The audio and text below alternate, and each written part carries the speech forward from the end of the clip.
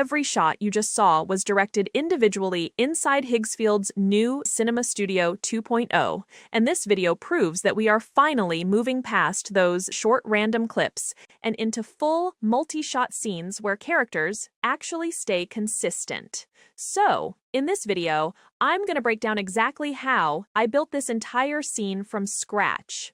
Now, Higgsfield's Cinema Studio has been around for a while, and the original version already did things differently from other AI video tools. You'd set up a virtual camera rig, generate an image, and then animate that image into a video, and that whole foundation is still here. What 2.0 adds is everything that happens around it. There's also a new grid mode that generates up to 16 variations at once in a 4x4 layout, so you can compare options side by side before you commit to anything. On the video side, the big addition is multi-shot control.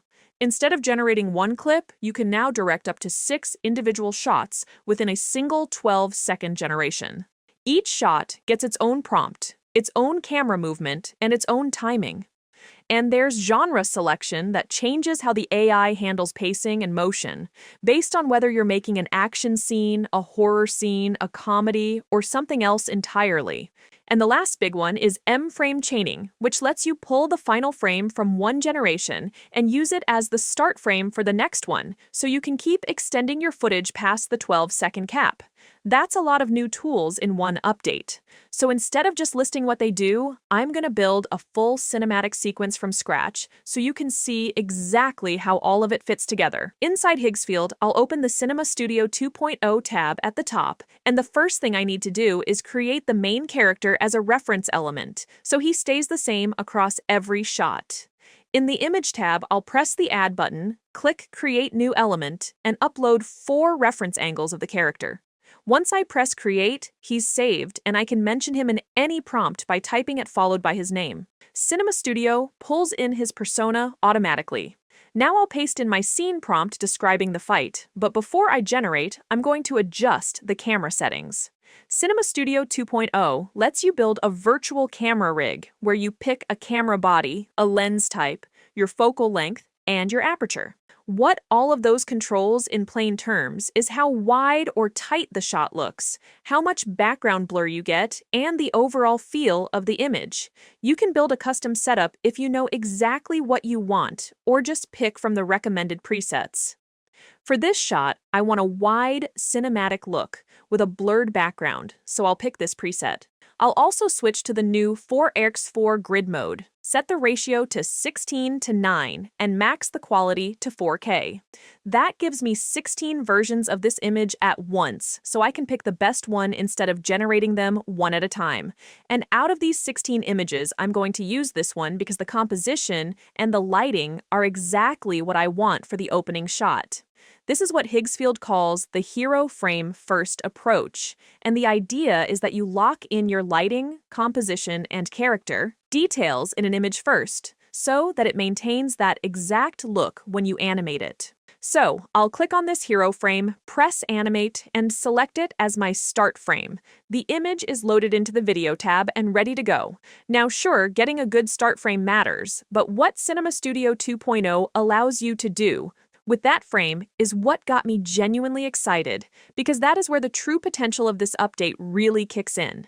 Cinema Studio 2.0 brought in multi-shot capabilities, and when I click on the mode selector, I get 3 options that basically offer different levels of control. First is single shot, which you use when you just need one specific clip or a quick loop. Then there is multi-shot auto, which is perfect if you want to write one prompt and let the AI act as the director to build a cinematic sequence for you. And finally, multi-shot manual, which is what you use when you have a very specific vision and need to control the exact timing and camera work yourself. For this scene, I'm going with multi-shot manual, and when I select that, I can see these boxes appear on the timeline, and each one is an individual shot that I can configure separately. I can have up to 6 of these within a 12-second runtime, and I can split the duration however I want. So one shot could be 3 seconds, and another could be 1, as long as they add up to 12. Each box gets its own prompt, camera movement, and speed ramp setting.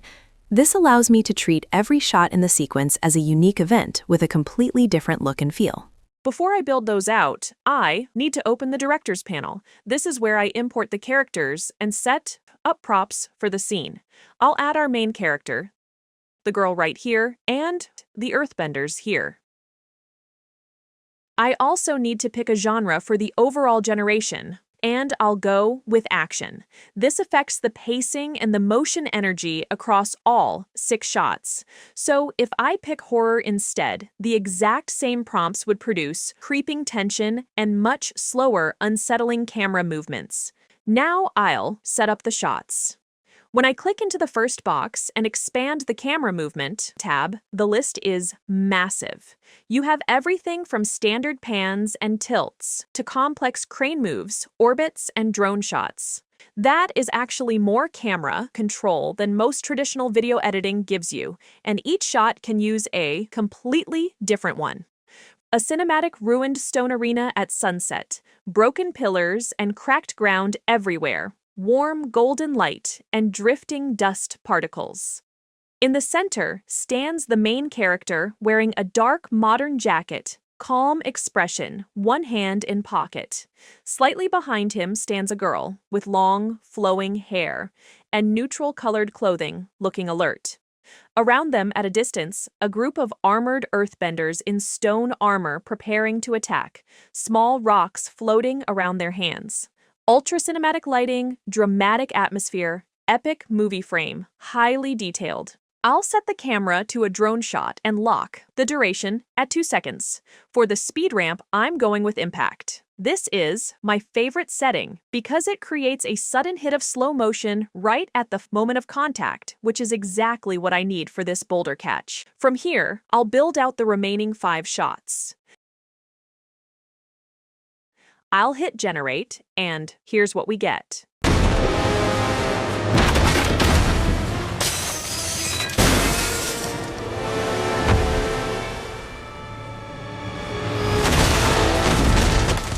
That looks really good.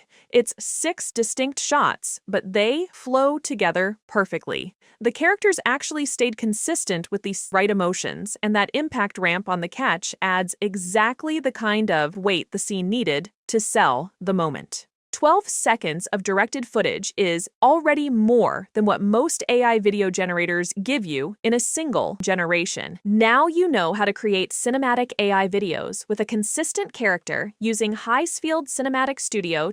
If this video helped you, hit the like button and subscribe for more AI filmmaking tutorials.